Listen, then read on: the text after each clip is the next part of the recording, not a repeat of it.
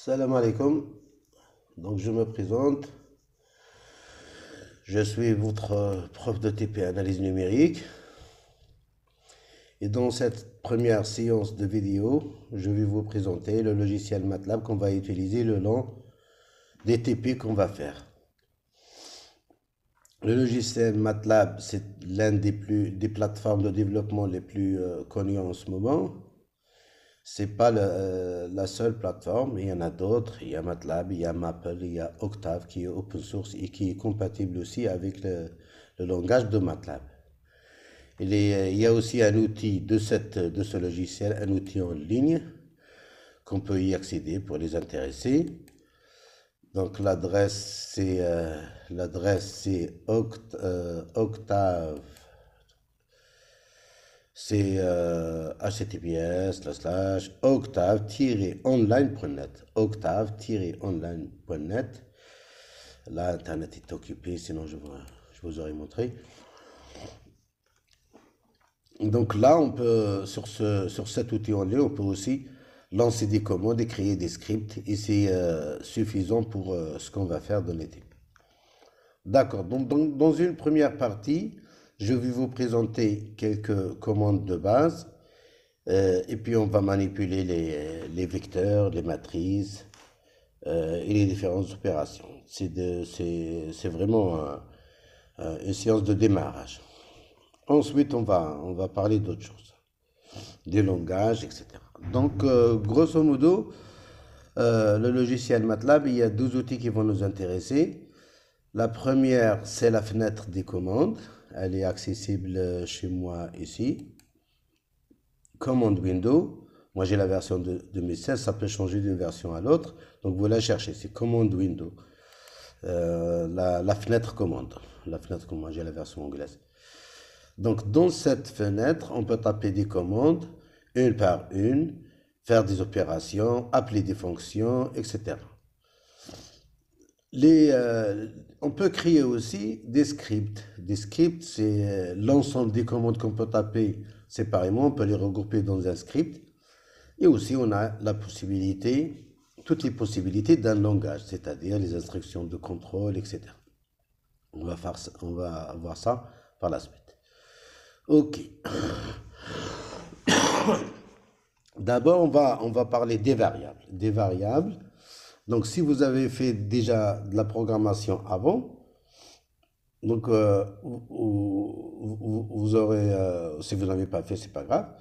Ce qu'il faut savoir, c'est que la quasi-majorité des langages, dans la quasi-majorité des langages, on commence toujours par déclarer des variables. Déclarer les variables et déclarer les types de ces variables.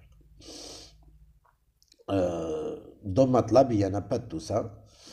Il n'y a pas de tout ça. Déclarer des variables, ça veut dire quoi? Ça veut dire, voilà, X c'est un réel, Y c'est un entier, B c'est un booléen, etc., etc. Un tableau, une matrice, déclarer des variables avant de les utiliser. Et donc le compilateur, lui, il va réserver de la mémoire, etc. Dans MATLAB, c'est simplifié au max. Ça, c'est pour ça que MATLAB est simple à programmer. Donc, les variables sont déclarées en fait à l'affectation. Si je dis par exemple x égale à 5, donc là, cette affectation, d'après cette affectation, le logiciel MATLAB il comprend que c'est un réel. Et lui, il y a une commande qui s'appelle who, donc qui nous dit les variables qui existent dans notre mémoire. Voilà, c'est x. Il y a la commande whose qui va nous donner plus de détails, qui nous dit c'est quoi le type. Voilà, c'est double. Maintenant, si je dis x, je peux changer le type par l'affectation. Si je dis x est égal, comme ça, une chaîne de caractères, et il accepte bien MATLAB, on peut changer le type. Si je regarde ce que c'est maintenant, voilà, le type a changé. Le type a changé. Le type a changé à l'affectation. Donc, il faut faire attention à ça. C'est la dernière affectation qui détermine le type. La dernière écrase la précédente. Maintenant, ce qu'il faut dire par rapport au MATLAB, au type de variable utilisé par MATLAB, c'est que, MATLAB s'appuie sur un type de base qui est le type de matrice. C'est-à-dire tout est stocké dans la mémoire de MATLAB sous forme de matrice, même un scalaire. Un scalaire x égale à 5, par exemple, ce que je viens de faire, et c'est une matrice 1, 1, une ligne, une colonne. Pour voir ça, on a une commande, on a une fonction qui s'appelle size, donc elle nous donne la taille de n'importe quelle matrice. Voilà, toujours, il affiche par défaut, il affiche la définition, une petite aide de la fonction qu'on va taper. Par exemple, là, je dis size de x. Bon. Ah oui, parce que la dernière, c'est caractère, justement. La dernière, c'est caractère, donc je reviens à l'affectation d'avant. Donc, c'est x égale à 5, et je dis size égale à 5. Size de 5, c'est quoi? C'est 1, 1. C'est une matrice 1, 1. Un scalaire, c'est une matrice 1, 1. Là, je rappelle des commandes avec la flèche du clavier, la flèche du haut ou la flèche du bas. La flèche vers le haut, vers le bas, permet de balayer les commandes qu'on a saisies. Donc ça facilite la vie. Et aussi, il y a une fenêtre qui contient tous les commandes qu'on a tapées, historiques. Là, je ne l'affiche pas parce qu'il n'y a pas de place pour l'écran. Mais là, vous aurez toutes les commandes que vous avez tapées. Vous pouvez reprendre n'importe laquelle. Voilà, vous avez ces deux manières pour appeler les commandes, pour gagner du temps. Aussi, il y a un vecteur, par exemple, on peut définir un vecteur. C'est un tableau de valeurs, une suite de valeurs délimitées par des crochets. Je fais des espaces comme ça pour voir. Voilà, par exemple, 1, 2, 3, 4. Là, c'est un vecteur ligne. Un vecteur ligne. Je peux les séparer par des virgules. Il n'y a pas de problème. C'est exactement la même chose. Ouf. Maintenant, si je veux un vecteur colonne, là, il faut que je sépare par des points-virgules. Les points-virgules délimitent une ligne.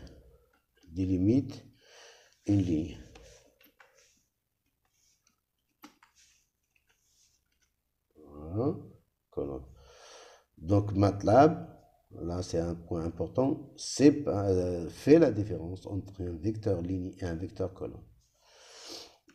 Lorsqu'on veut faire un produit scalaire entre deux vecteurs, par exemple, il faut avoir ça dans la tête qu'il faut prendre deux vecteurs du même type pour que ça marche. Sinon, vous faites autre chose ou alors vous aurez une erreur.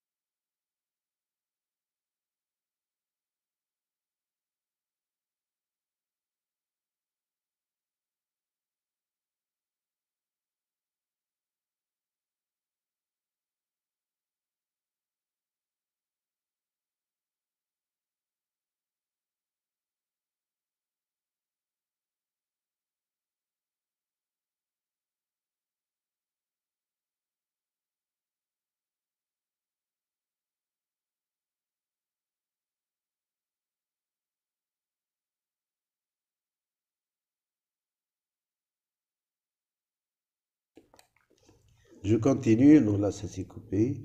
Donc, ce que je disais, c'est que pour faire un produit scalaire, par exemple, élément par élément de deux vecteurs, il faut utiliser la commande. Il faut utiliser les mêmes opérations, mais précédées par un point. Au lieu de faire multiplication directe, mais point, étoile. Alors, il faut faire attention où ça soit collé, comme ça. Si on le fait comme ça, il n'aime pas. Là, ça ne marche pas. Donc, il faut faire attention à ça. C'est juste ça. Donc là, on a fait un produit scalaire, élément par élément. Je peux faire, pour un vecteur, je peux calculer son transposé. Et je peux la stocker dans une autre variable. Par exemple, top. W, je sais pas, X c'est un valeur, c'est une valeur. Voilà.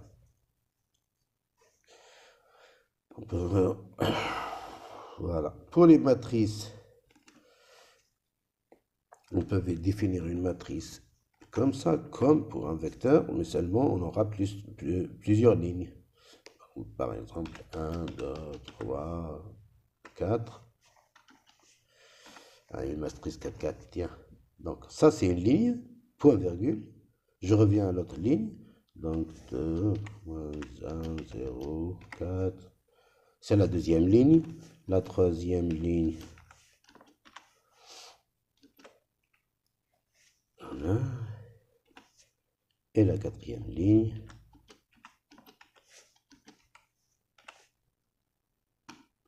Une matrice 4, 4. Cette matrice, je peux accéder à n'importe quel élément de la matrice en spécifiant le nombre de lignes et le nombre de colonnes. Si par exemple je veux accéder à l'élément 1, 3, la ligne 1, colonne 3. Donc là, ça va être 3 normalement. Je peux accéder à une plage de valeurs si je veux uniquement cette petite matrice 3, 0, moins 2. Donc là, ça va être A. Donc, voilà. Donc, la ligne, le numéro de ligne, il va de 3 à 4. Donc, de 3, 2.4. De 3 à 4, c'est comme ça qu'on définit une plage. C'est 3, 2 points. Et la fin, début de la fin. Virgule, donc, virgule 3, 4 pour la colonne. Bon, là, c'est pareil dans ce cas-là. Mais en théorie, vous pouvez faire ce que vous voulez. Donc, 3, 0, moins 2. Si je veux une colonne, par exemple, je veux les deux lignes 3 et 4. Les lignes 3 et 4. Donc, numéro de ligne va de 3 à 4 et pour toutes les colonnes. Je ne spécifie pas le début et la fin, donc il prend toutes les colonnes.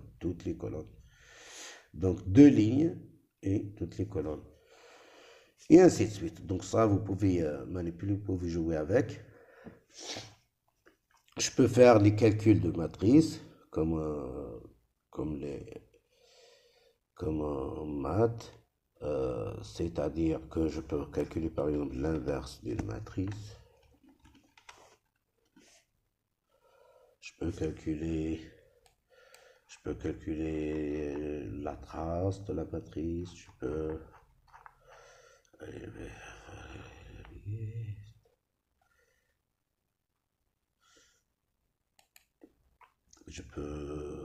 les éléments, je peux calculer par exemple le produit de deux matrices. Là, je prends A au carré par exemple. A au carré, ce qui se passe ici, c'est qu'on a multiplié A fois 1. On a multiplié A fois A, matrice par matrice, c'est produit matriciel. Maintenant, si dans notre tête, on a envie de faire le carré des éléments, donc là, il faut faire ce qu'on a dit tout à l'heure, point comme ça. Pas d'espace. Vous voyez la différence. Donc ça, il faut faire attention. Et ça, on en aura besoin beaucoup, les opérations sur les vecteurs. Voilà, grosso modo, c'est les opérations. Donc ça, vous pouvez après regarder là dans la ligne et aussi continuer à faire d'autres opérations dessus. Un mot sur le graphique. Lorsqu'on veut tracer un graphique, par exemple, d'abord, donc on a besoin de l'axe X, des valeurs sur l'axe X, et on a besoin de la fonction correspondante. Donc je définis un intervalle de X. Donc là, je vais écraser la définition d'avant, qui était un scalaire. Donc là, je vais spécifier un intervalle. Alors, il commence de 0. Je vais tracer par exemple la fonction sinus. Il commence de 0 jusqu'à 2pi sur une période, par pas de 1 par exemple, par pas de 1, 2 points. Alors là, je mets 2. Alors, les deux lettres pi, c'est un mot réservé pour un MATLAB, donc il ne faut pas l'utiliser comme variable dans nos programmes. Il est égal à 3,14, la constante que vous connaissez. Donc, x égale 0, 2 points, le pas, 2 points, la fin de l'intervalle. Donc, si je mets un point virgule, donc là, ça va rien afficher, mais c'est défini dans la mémoire. Mais si j'ai, hein, il va afficher toutes les valeurs. Donc, je vais calculer la fonction correspondante sinus de x. Sinus de x. Pareil, là, ce qui va se passer, c'est quoi? C'est que le sinus va être calculé pour chaque élément. Donc là, j'aurai un tableau aussi qui contient autant d'éléments que de x et qui contiendra les sinus correspondants. Ils seront stockés dans la fonction y, dans la variable y. Voilà.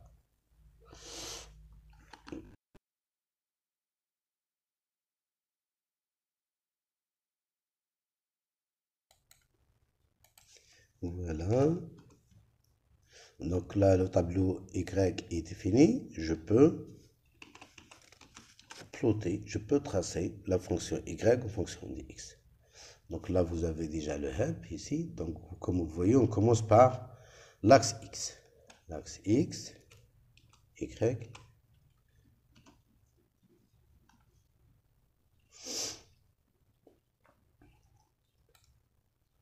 Voilà. Je peux spécifier après, c'est-à-dire je peux faire dans la même commande, donc ça après on va apprendre après, dans la même commande mettre le titre, l'axe X, l'axe Y, le type de tracé, etc. Mais on peut le faire aussi séparément. Donc là on va rajouter le label de l'axe X. Par exemple, je dis l'axe X, c'est...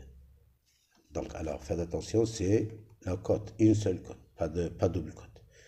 Donc double cote, moi je fais comme ça, toujours. Après je reviens. Alors là je dis par exemple ça c'est le temps en secondes. Je peux spécifier y, l'axe y. Je dis que ça c'est bon, position par exemple, centimètres, en mètres. Je peux spécifier title, le titre de la...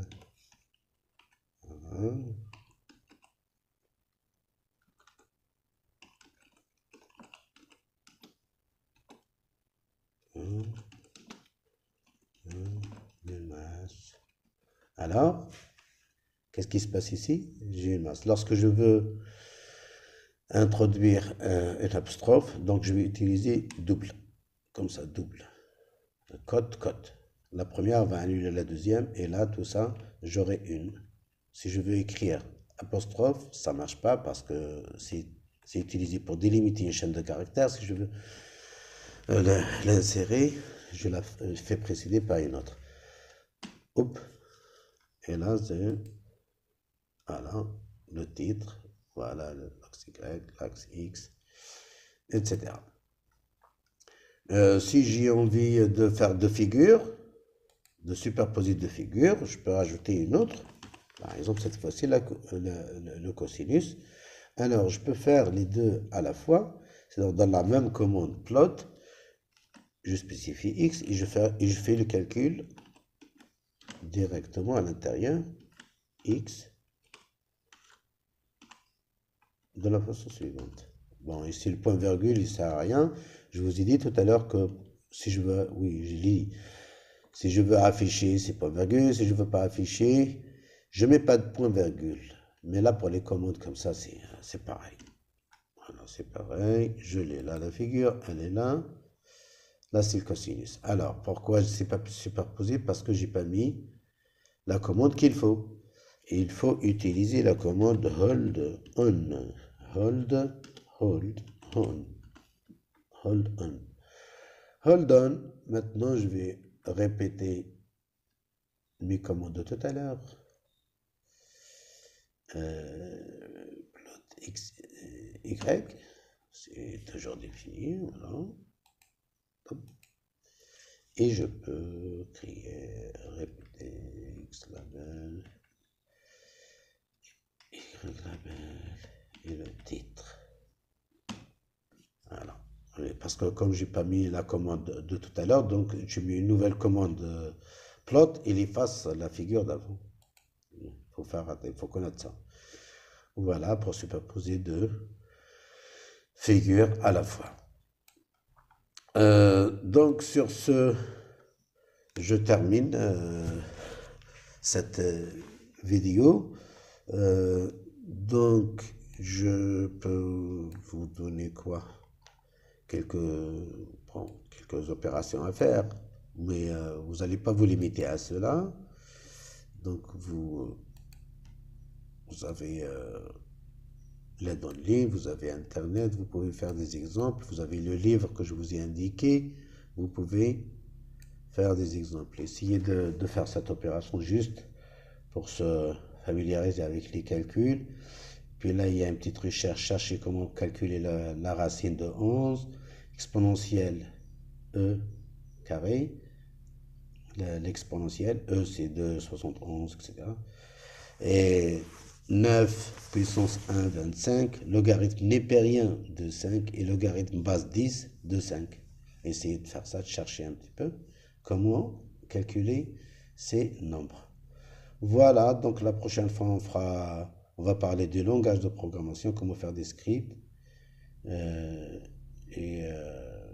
je vous souhaite bon courage.